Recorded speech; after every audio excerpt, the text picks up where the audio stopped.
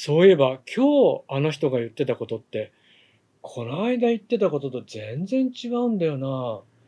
どっちが正しいんだろうなって思うことってありますか？今日はそんな話をします。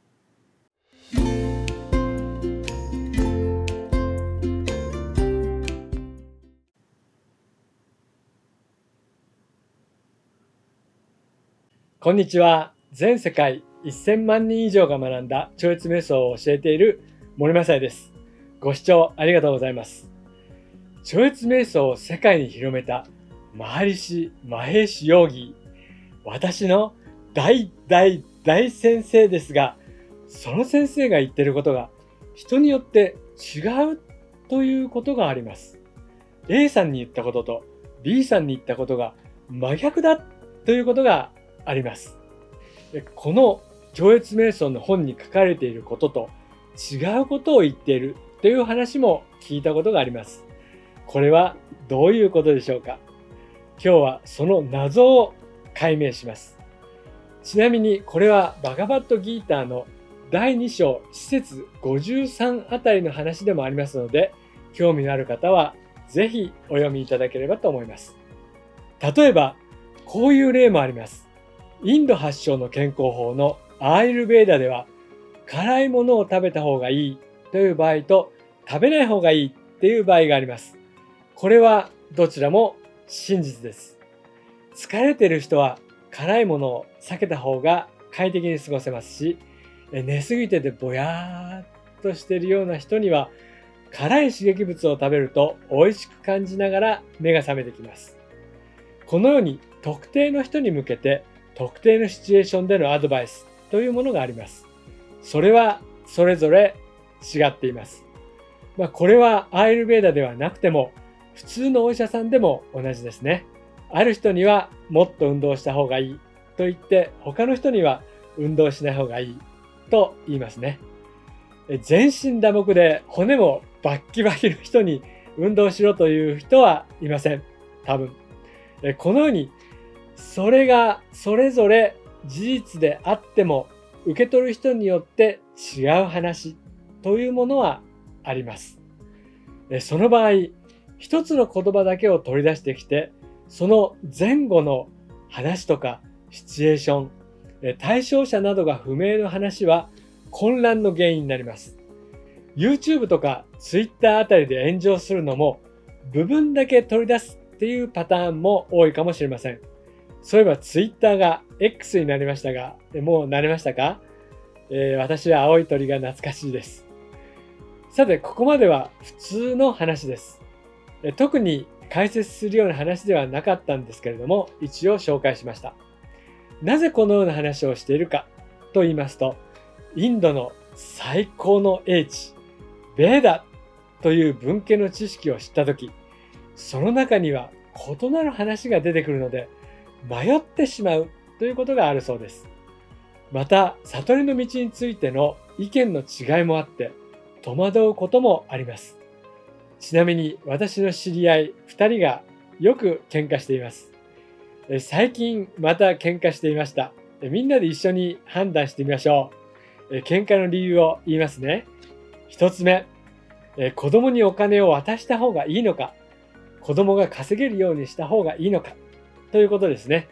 私も子供がいますけれども、お父さんお金ちょうだいって言った時に、ああいいよいいよ、もうお前かわいいね、お金あげるよ、どんどん使いなっていう気持ちもあるんですけども、大人になった時には、親父金くれよって言われてお金払ってると、その子はいつまで経っても働けないですよね。それよりもちょっとお金は渡せないけど、稼ぐ知識、知恵は教えてあげられるよって言って、その子にお金をあげないで稼がせる、自分で一人で生きていけるようにするっていう方法があります。やり方っていうのは違うかもしれませんが、一人はとにかく言われたらお金は渡した方がいい。もう一人は一切あげない方がいい。こういうことでなんかね、口論みたくなったりしてました。二つ目、それはですね、レストランです。一人はですね、好きなものを先に食べる。もう一人は最後に食べるあなたはいかがですか？例えばですね、大好物のシューマイ。シューマイが出てきた時に、自分はこれが大好きだから最後に味わってゆっくり食べるんだよ。だけどもう一人は、いやいや先に食べるんだよっていう人がいます。先に食べる人っていうのは、例えばお腹が空いた時に一番美味しいものを一番楽しむことができる。そしてもうそれが満足できればもう大丈夫なんだっていうこと。プラス食べてる途中でもし地震が起こったり、なんか事件が起こったら、もう食べるものは食べられないで外に逃げますよね。だから最初に食べとけば食いっぱぐれることがないっていう考えもあります。あとは最後に食べる人。だけど、そう言い忘れましたけども、先に普通のものを食べて、最後に自分の好きなものを食べようと思ったら、お腹がいっぱいで入らない。これは非常事態ですよね。それを避けるためにも先に食べるっていう人がいます。最後に食べるっていう人は、やっぱり最後に美味しいものをよく味わって食べたい。なんかお腹が空いてる時にガツガツ食べたらなんか、あれ食べたっけっていう風になってしまうので、最後に食べる。ということで、喧嘩をしていました。途中で食べるっていう方、ごめんなさい。今回話題に入ってませんでした。ということで、全体的なこういう話が違うっていうことを分かりやすく図にしてみますね。用意します。それではホワイトボードを用意しました。グループの話をしてみようと思います。例えばですね、こういう人たちがいます。この人たちはさっきの例で言えばご飯を先に食べるって人かもしれませんね。この中では話が同じなんですね。で、確かにみんなそうだよね。この人たちの世界の中では当たり前、常識です。さて、ではこっちは例えば美味しいもの、後で食べるグループ。この中ではいつも話が同じです。いいよね、そうだね。だけど、こことここは違いますよね。そこに来て、ハリス先生、あるいは誰かが来て、こっちに来て、そうだよね、それはその通りだよ。で、こっちに来て、そうだよね、それはその通りだよ。この中のメンバーが話したときに、この間あの人はこう言ってたよ。いや、あの人はこう言ってたよ。で、なんで違うこと言うんだろうねっていう場合があります。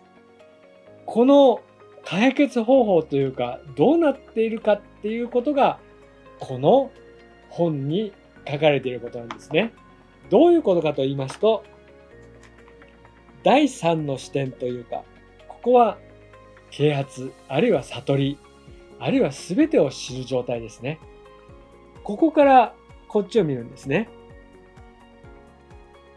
そうすると、こちらもこちらも同じく幸せになりたい、幸福になりたい、美味しいものを味わって食べたいとか、そういう気持ちっていうのは同じなんです。